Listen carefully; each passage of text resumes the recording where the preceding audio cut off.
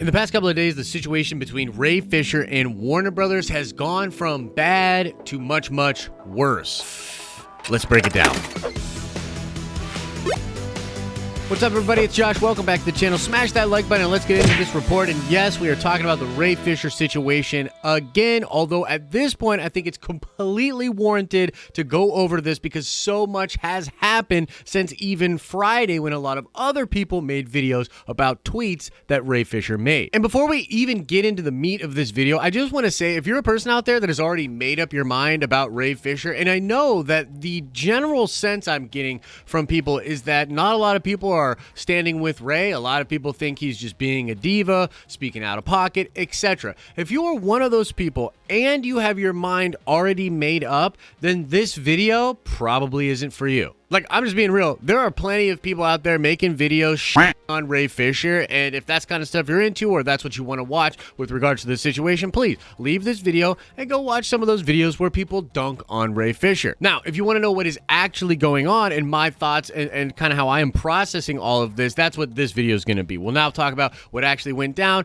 and then I will give you my take and speculate about what I think is happening behind the scenes. Now, the most recent chapter with this whole situation began on September 4th, where Ray Fisher made this tweet saying, "So you can better understand how deep this goes, after speaking out about Justice League, I received a phone call from the president of DC Films, wherein he attempted to throw Joss Whedon and John Berg under the bus in hopes I would relent on Geoff Johns. I will not.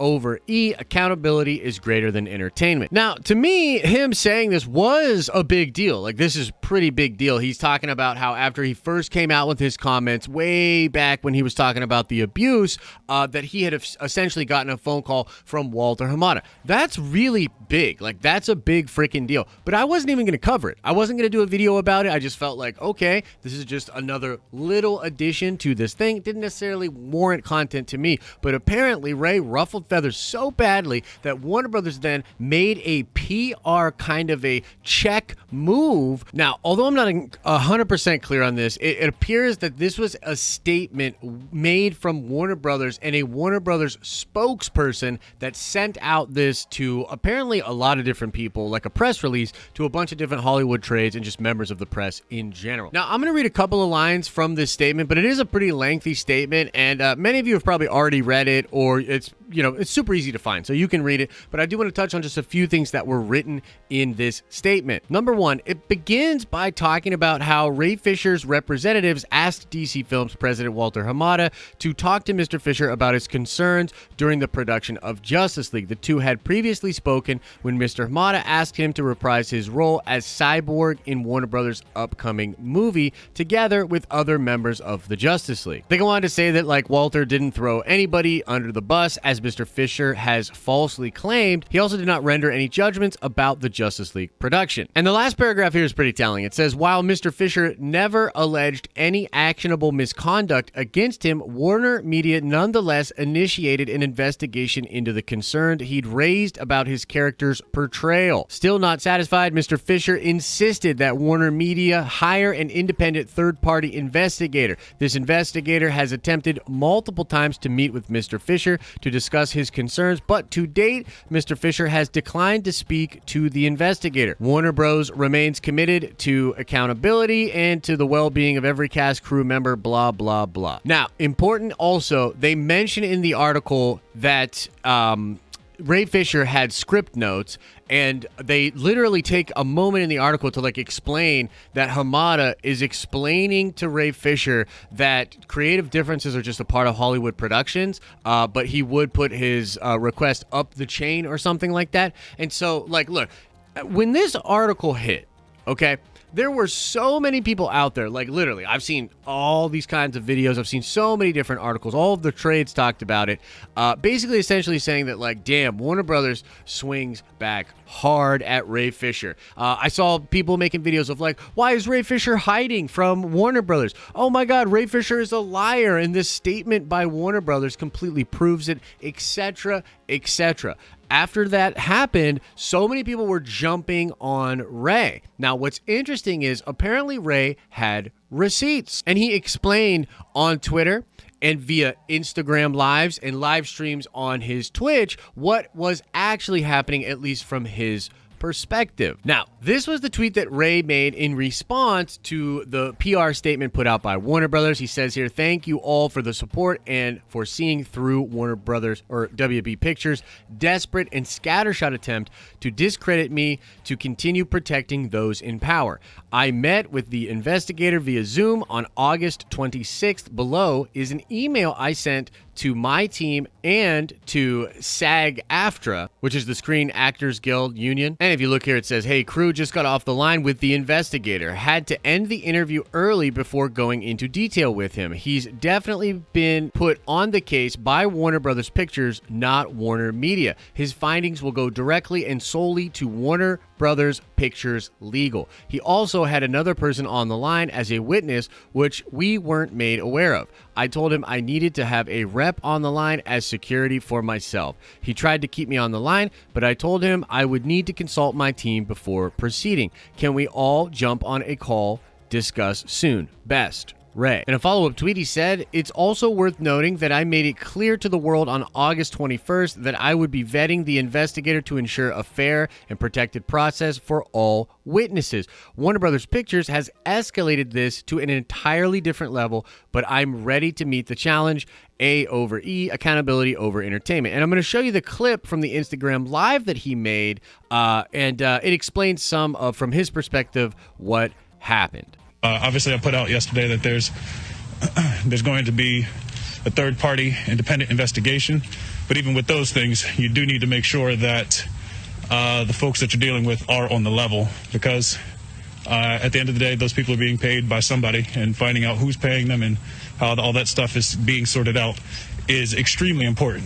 So you've got to do your due diligence. You've got to fact check, and you can't just take those things on face value. Now, Ray goes on to talk about several different things that are happening with Warner Brothers into this whole situation. I'm going to sort of summarize some of the things he said in live streams, but I want to show you one more tweet here that I think really hammers home his stance on all of this. He says here, "It's really a shame that Warner Pictures willfully chose to publicly undermine the seriousness of the toxicity and abuse that myself and others have reported to Warner Brothers HR and labor relations. They tried to minimize me as being an actor with petty creative differences. They failed.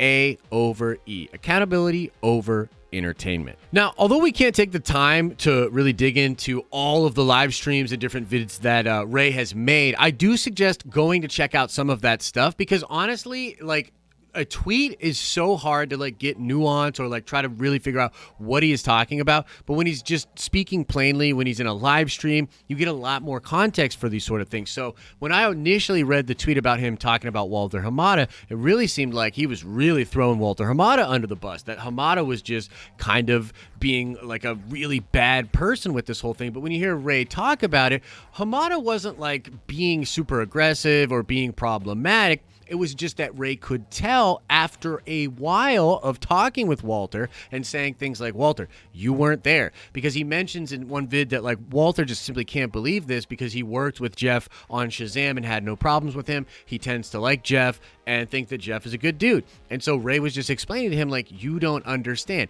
And it wasn't like Walter Hamada called Ray Fisher up and was like, "Hey, you throw these dudes under the bus, and you promise to relent on Geoff, we will give you those heads on the spikes, but you must protect Geoff Johns." It's not that simple. And when you read the tweet, it kind of seems like that's what Ray was saying, that it was that simple. But the main point in Ray's rebut is that not only does he have evidence that he did speak to the third-party investigator, but then shut them down because they were being shady and they weren't truly representing an unbiased third-party investigator. That was something that was downplayed by Warner Brothers, and Warner Brothers, at least from what I read in that statement, was trying to make it seem like this was just creative differences, that Ray was just being a diva. But if you listen to Ray in the live streams, he is saying, no, there was no like, "Oh, please hear me out on this, Walter Hamada," or, "Oh, thank you, Walter Hamada, for graciously giving me the time to explain my grievances." No,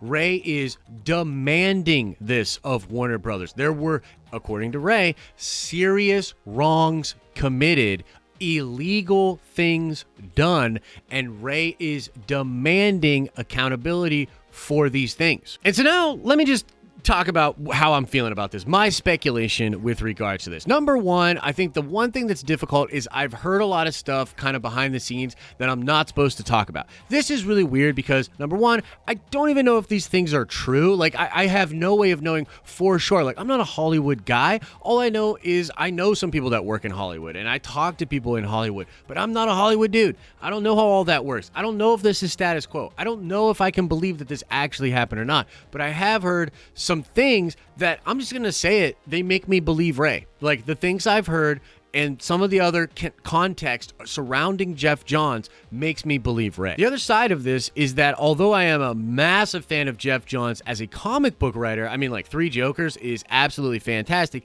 I have also been telling you for literally years, I can pull up the vids from years ago where I was talking about how Geoff Johns and Warner Brothers screwed Zack Snyder over. They were very much interfering and engaged with all sorts of crazy, stupid, shady activity in Warner Brothers, and I've heard some really bad stories about Geoff Johns, and there's just this sort of accumulation of things that I've heard and research that I've done that make me basically be like, yeah, that Geoff Johns dude is probably an asshole. But I think this is really where the crux of the divide out there online is coming from. There are many people out there that are more or less taking the side of, yeah, Geoff Johns might be an asshole. In fact, Geoff Johns probably was a Hollywood producer that interfered with stuff that crossed all of these lines. Maybe he did make veiled threats to Ray's career, etc., etc., but that is just par for the course. That's what happens in Hollywood, and Ray is taking advantage of a moment in time now where we are reinvestigating these norms, where we're trying to see, is there wrong being done here, here, here, or here? And for some people, it just feels like Ray is being like, hey, now's my moment.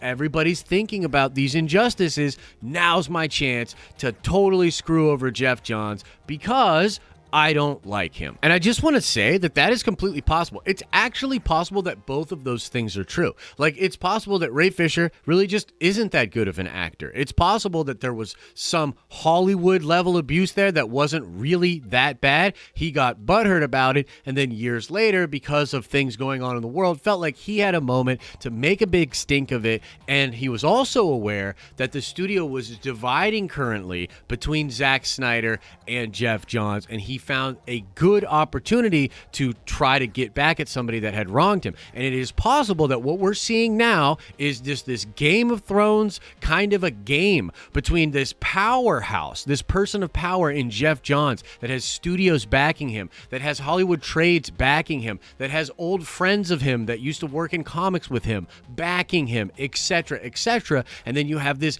Game of Thrones character in Ray Fisher, who's just a guy looking out for his own interests, trying to chase clout, trying to be known as this martyr, you know, all of these different, it is possible that that's happening, that they're both playing the game. And even in the context of that, I'm still really interested because I want to know who's going to win this game. But my gut tells me it's deeper than that. My gut tells me that Geoff Johns crossed some lines. And even in a weird scenario in which he didn't cross severe lines with 99% of the people that he crossed, if he crossed the type of lines I think he crossed with Ray, it is something you could lose your career over. It is something that if I was a studio like Warner Media, I would want to distance myself from. And it is just really interesting to see how this issue will actually end up taking place. I mean, you ask yourself, guys, is it really that surprising that Ray would say this and that Warner Brothers would come out with that kind of a statement? And do you really think that the statement that Warner Brothers made is 100% factual and isn't trying to sell you a narrative? Like, come on, let's be real.